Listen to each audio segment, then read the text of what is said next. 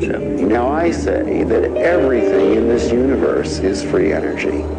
It's been dreamed of for hundreds of years that somewhere, someplace, as Tesla said, man will hook his machinery to the very wheelwork which drives the universe itself. The history of science is the history of the suppression of great inventions. A few classic stories. Nikola Tesla. Nikola Tesla is regarded as the founding father of free energy. His astounding developments in the generation of alternating electrical current are still being used today. His most notorious project involved the transmission of wireless electricity into the atmosphere, which allowed for unlimited power to be freely accessed by everyone. When his financial backer, J.P. Morgan, realized that this power system could not be metered, all funding was immediately withdrawn. Tesla's electrical broadcast towers were dismantled, and through Morgan's many close connections with the media and government, Tesla's career was destroyed.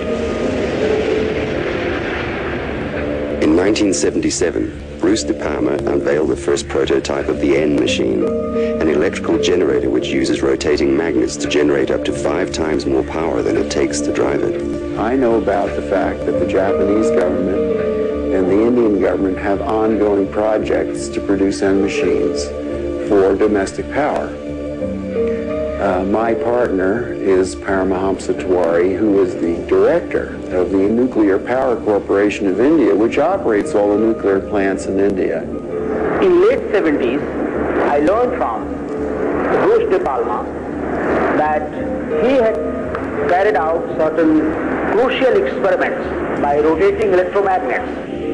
Tiwari tested a prototype based on De Palma's N machine under laboratory conditions. The results were deemed too impressive, causing disbelief and suspicion among conservative government officials and the power consortiums that backed the project.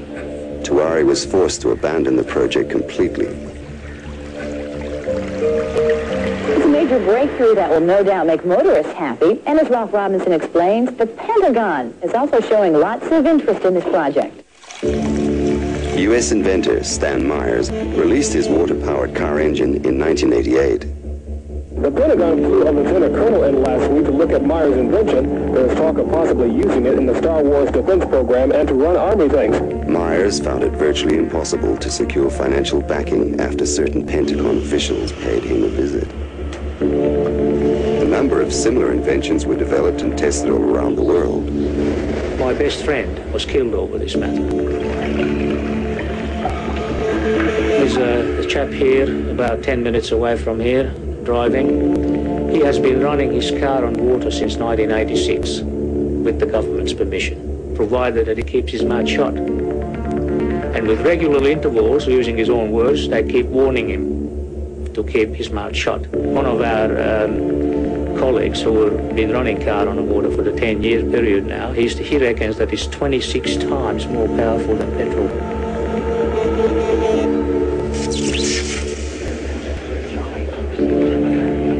If you invent a better mousetrap, the world may beat a path to your door.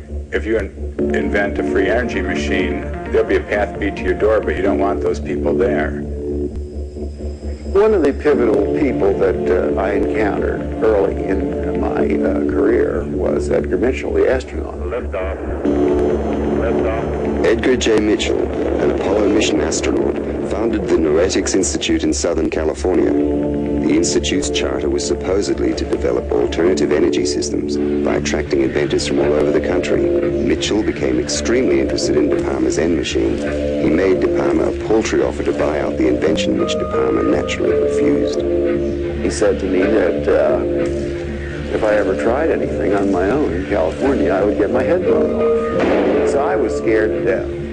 The CIA operates through various very innocent-looking fronts to find out what people are thinking and what they're inventing. Now, what's more innocent than the benign institute founded on transcendental principles to help New Age inventors bring free energy into the world? And that situation still exists in the United States today, where a person that really understands what's going on just can't get their idea out because the alternative science and medical fields have been co-opted by the intelligence services. And he converted this little engine to run on water. This is many, many years ago. And he used it for several years.